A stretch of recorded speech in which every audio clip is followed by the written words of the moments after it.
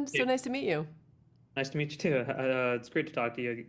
I just finished Monarch season two. It's fantastic. So I wanted to get started with Big Elephant in the Room, Titan X. So what sort of went behind its conception and its development of that connection with Kate? Yes, thank you for asking that. We always have so much fun as we're sort of building monsters, and here we had the opportunity to build a hero monster, and it's always those early meetings are always wild because we will start to look at things that actually exist in this planet. Some of which I'm always shocked to feel like I'm a relatively educated person. What that exists? They're like some of them are terribly off-putting, and sort of building on something that feels like it's real world so that it feels not entirely fantasy. That's always a really important part of the equation of like what does its skin feel like? How does it move? And also how is it telling the story and reinforcing the thematic story of our show? We're really chasing this season this idea of hurt people, and then also every choice has a consequence.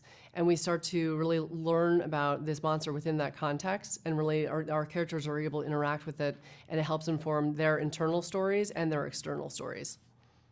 Yeah, absolutely. And then you also have Lee's story is so interesting, especially with Wyatt and Kurt both still playing him. And it's like, and there's so much that happens in the season that I don't want to get into too much. But what would you say about their performance this season, especially with the challenges they're presented after like episode five, episode six? Yeah, I mean, the two of them have always, done such a great job in telling the story of the same character. And they really get a kick out of that, both, on screen and behind screen, sort of trying to marry those two things. How does someone become, the fully formed grown up that they'll become?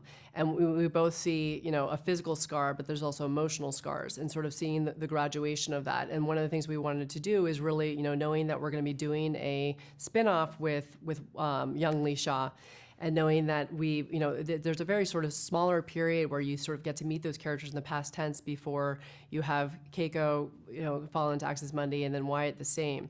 So we really wanted to make sure that this season we're able to really explore how a boy becomes a man, and setting him up for his own adventure, but also really understanding again sort of those deep parts of who we are, why we are the way we are, what are the choices that we made that have contributed to the final product, and how do we let go? How do we both engage, and how do we let go? And that's part of the story that we're telling in a way that we hope will be really satisfying for audiences.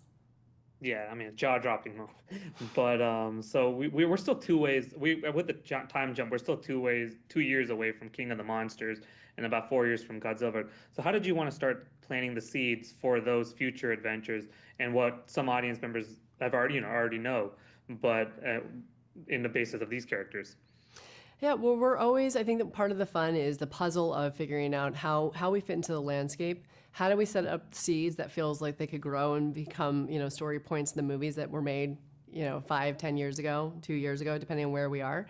And, as part of the gift of our two timelines is we have a lot of play in the past storyline and sort of setting up how Monarch came to be. And then in the present day, we're always wanting to be something where it feels that we're creating an intentional universe, and we're taking the story of the features to come and making sure that they're all in sync, but also not repeating ourselves so that it doesn't feel like we're rehashing for the superfans that have already seen everything.